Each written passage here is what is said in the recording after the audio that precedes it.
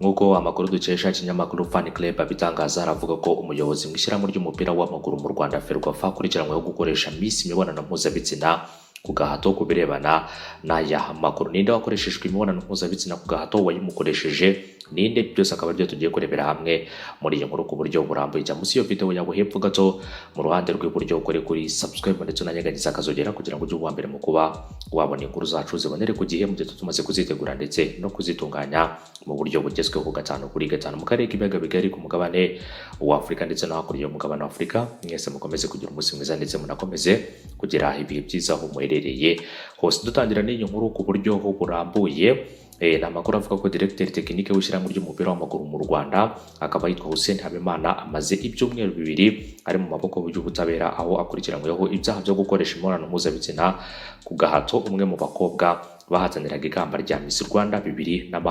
Umuvugizi w'urwego rw'igihugu rw'ubugenzacyaha Reba akaba yitwa Marie Michel Umuhoza yabwiye Fan Club koko Habimana Hussein yatawe muri yombi ariko ko dosiye ye barangije kuyishyikiriza ubushinjacyaha nk'uko Marie Michel yamaze kuduha amakuru arebana nuko uyu mugabo yaba yaramaze gutabwa muri yombi ndetse akanavuga ko dosiye ye bamaze kwishyikiriza ubushinjacyaha. Marie Michel rero mu ijwi ry'akaba yagize ati nibyo Hussein rero ari gukurikiranwa ariko dosiye ye twarangije kwishyikiriza ubushinjacyaha. Uwo mugabo urimo urabona ku ifoto niwe rero Habimana Hussein ndetse akaba hashize n'iminsi mike akoze ubukwe, dore ko rero aheruka gukora ubukwe n'umwe mu badamu ndibuze kukubwira hano muri iyi nkuru. Amakuru Fan Club rero ikura muri bamwe baziranye n'urugo rw'uyu mwari avuga ko rero Habimana Hussein yaba yarashukashutswe ndetse rero yaba ngo yaranashukashutswe n'umukobwa umwe mu bari muri Miss Rwanda 2020 akajya amubwira ko bahura amwizeza rero ko azamufasha kwegukana iri kamba rya Nyampinga w'u Rwanda. Urumva ko rero ngo uyu mugabo yamushukashutse ashukashuka rero uwo mukobwa wari muri Miss Rwanda amwizeza ko rero ngo azamushakira ikamba akazanamufasha kwegukana iri kamba rya Nyampinga w'u Rwanda. Ahangaha rero ngo uyu mwari tutashatse gutangaza amazina ngo rero byarangiye Hussein amukoresheje imibonano mpuzabitsina ku gahato ndetse ngo birangira ahise amubutsa burundu nk'uko byakomeje kugenda bitangazwa. Ikindi kandi nuko iki cyakurikiranyweho gihanwa rero n'ingingo y'196 mu mategeko ahana ibyaha y'u Rwanda, aho rero bavuga ko umuntu wese ukoresha imibonano mpuzabitsina ku gahato umuntu ufite byibura imyaka 18 ahanishwa igihano kirenze imyaka igera kuri 5 kugeza ku myaka igera kuri 7. Hussein yarijeje uyu mu minsi ko azamufasha kubona amajwi kubera ko asanzwe afite amafaranga atari make rero aho ahembwa umushahara urenga miliyoni zigera kuri 5 z'amafaranga y'u Rwanda. Gusa Fan Club bikaba rero yari nafite amakuru ko ashobora kutazongererwa amasezerano muri Ferwafa ubwo amasezerano ye azaba arangiye muri Kamena 2020 ku birebana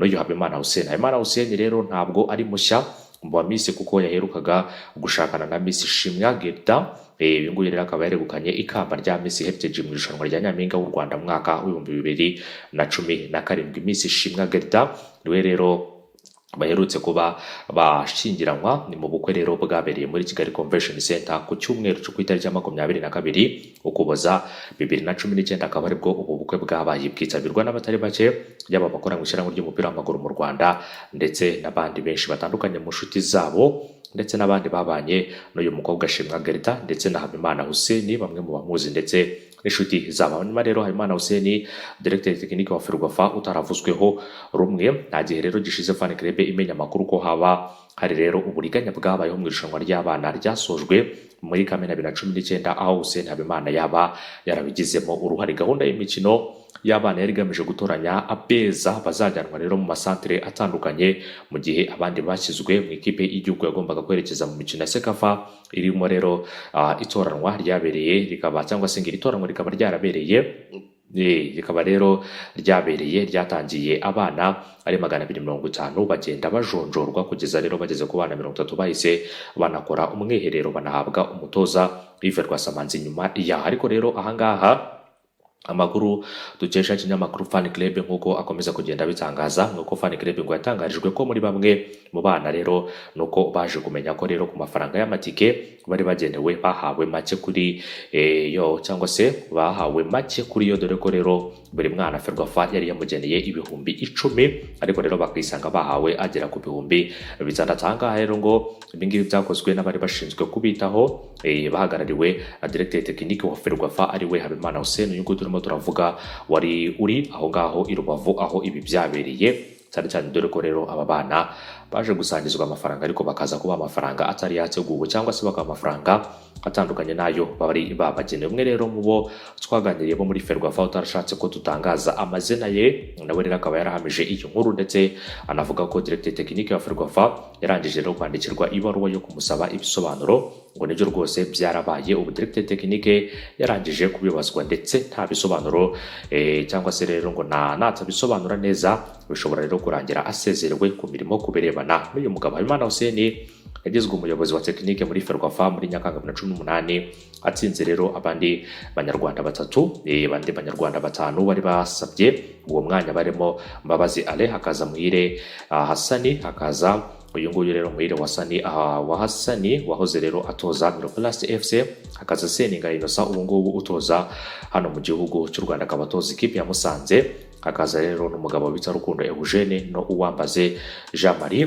Vianney rero utarabashije kwitabira ikizamini cyo kuvuga, uko rero byaje gutangazwa kuri bamwe mu bahataniraga uyu mwanya ubu directeur technique, ariko bikaza rero kurangira uyu mugabo Habimana Hussein ari we utsinze aya marushanwa. Uyu nguyu rero kuva yava ndetse rero kuva yaza imikorere ye yagiye yibazwaho na bamwe mu bayobozi muri Ferwafa, mu gihe rero bamwe mu batoza bakunze kwibaza ku bumenyi rero bwe, cyane ko bivugwa ko uyu wagakwiye kuba abakuriye afite lisansi C, mu gihe rero mu Rwanda gutoza mu cyiciro cya mbere kuba uri ubu ngubu mu cyiciro cya mbere bisaba kuba ufite byibuze lisansi A kugira ngo wemererwe kuba watoza umutoza cyangwa se kugira ngo wemererwe kuba wahabwa ikipe ukayobora nk'umutoza, ariko uyu nguyu rero nawe akaba ari umwe mu bafite lisansi C, akaba ari n'umwe ubakuriye directeur technique w'ishyirahamwe ry'umupira w'amaguru hano mu Rwanda, akaba yitwa Habimana Hussein. Ngira ngo rero ibyo ni byinshi byavuga kuri uyu mugabo, uyu ngumva ko rero ari byinshi kandi bikomeje kugenda bimugarukwaho cyane cyane rero, ariko bishingiye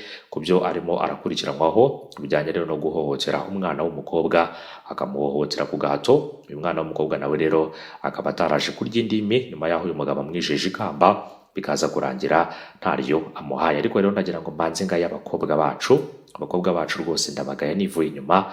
Abakobwa bo mu Rwanda mufite ikihe kibazo? Ngibi rero ndabivuga ndabizana bamwe muri mwebwe mushobora kundakarira cyangwa se mukabifata uko mubishaka, ariko rero uko mwabifata uko ariko kose ibyo mbabwira ni ukuri. Turabizi ko rero abakobwa bacu binaha bafite rero umuco utari mwiza cyane cyane kubirebana n'ibikorwa bagenda bishoramo bigiye bitandukanye. Mwakwemeye mukanyurwa n'ibyo mufite, mwakemeye rero mugakora mugashaka amafaranga mukabaho rero ubuzima mwifuza kubaho. Kuki mwumva ko mugomba rero gutungwa n'ibyo abantu babageneye? Kuki mwumva ko mugomba rero guhabwa buri kimwe cyose n'abakabaye babibahereza? Bababeshya rero ibitangaza n'ababibizeza byinshi bitandukanye mu byo bifuza kubakora, ariko bikarangira ntacyo babakoreye. Ibyo ngibyo rero bigaragaza ubushake buke ndetse binagaragaza uburyo mwebwe ubwanyu mwitwara ndetse banabafata. Ni ukuvuga ko rero niba uri umwana w'umukobwa ugomba kwemera ibyo uhawe, ukabyemera ukabifata nk'uko ubihawe, aho kugira ngo rero wishinge umusaraba cyangwa se wumve ko hari ibyo ukeneye kandi ubizi neza ko utazabibona, cyangwa se ukabishakira ahandi mu byo wizeye neza ko ushobora kuba wabona naho ubishakira bikarangira ntabyo ubonye. Ibi ngibi rero impamvu ndi kubivuga gutya, ndabikomoza kuri aba bana b'abakobwa. Ndabikomoza rero kuri aba bana b'abakobwa. Umuntu akubeshya ikamba gute?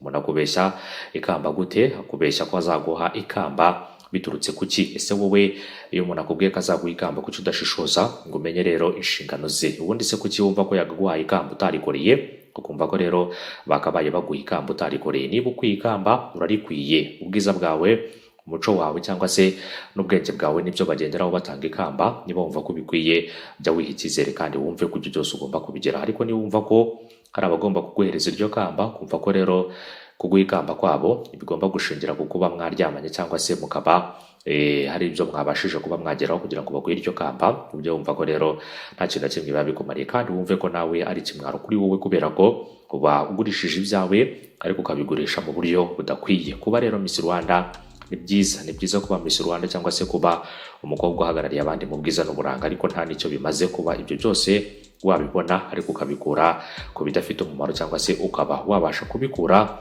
kuko rero hari icyo wakoze kugira ngo ubashe kubihabwa. Ngira ngo rero ni byinshi byakomeje kugenda biganirwaho. Hari umukobwa umwe mu bakobwa b'inshuti zanjye wigeze kumbwira ko ikintu nk'icyo ngicyo cyagiye kimubaho inshuro nyinshi ariko akavuga ko atatinyuka kuba yatekereza kuba yakwigurisha cyangwa se akagurisha umubiri we akawugurana akazi cyangwa amafaranga. Ese rero mu gihe umuntu akwijeje ikamba ariko ejo akaba atakiri umuyobozi cyangwa se n'ibyo akwijeje akaba atazabiguhereza bizagenda guki?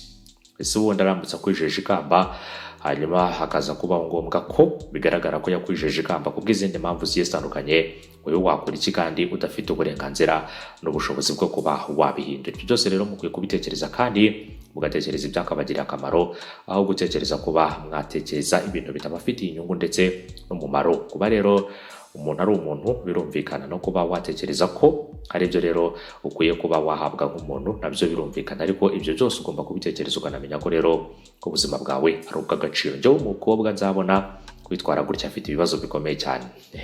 Umunsi mwiza, niyo byiza kuri mwese, bye bye, inkuru zacu nakagaruka.